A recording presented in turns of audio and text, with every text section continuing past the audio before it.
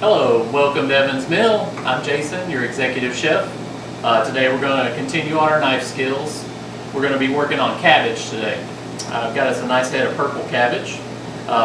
When you go to pick out your cabbage at the store, as with a lot of vegetables, you kind of want to feel it, look at it. Is it look fresh, but also kind of the weight with cabbage. If it's a nice heavy for its size, that's always a good sign that it's got a nice tight group of leaves. They're all really tight formed in there. So what we're going to do first, I've kind of washed this off already, but we'll pull off some of the outer leaves. They're kind of loose. Just take those off. And then I usually take on the bottom and just cut a little bit of that off so it'll sit up nice and straight. An extra leaf. So he sits up really good so he doesn't roll around on us. And then I'm going to take and cut it in half. You just want a nice firm grip on that, grab it on both sides. So you can see, we've got our little core here in the middle.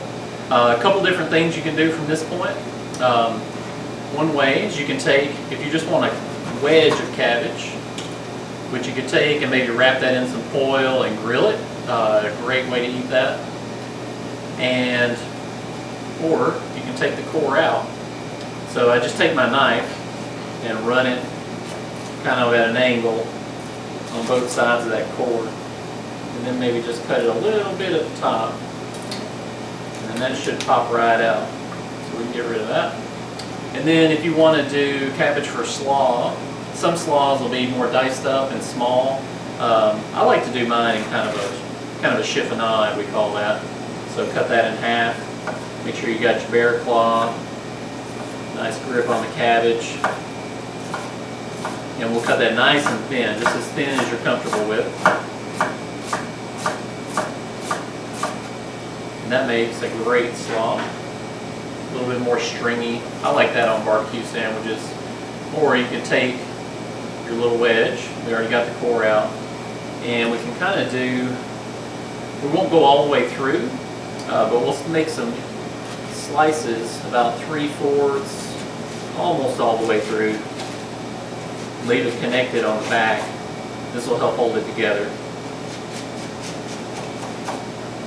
And then turn it around and we can get some nice small dices. So a little bitty, little chopped up slaw. Just a matter of preference, huh? Just a matter of preference.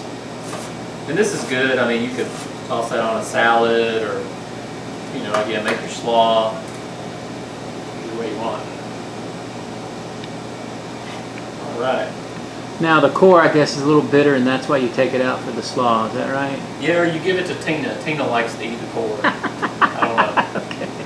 If you don't have a Tina at home, then you can toss that to the chickens. Okay. Thanks a lot.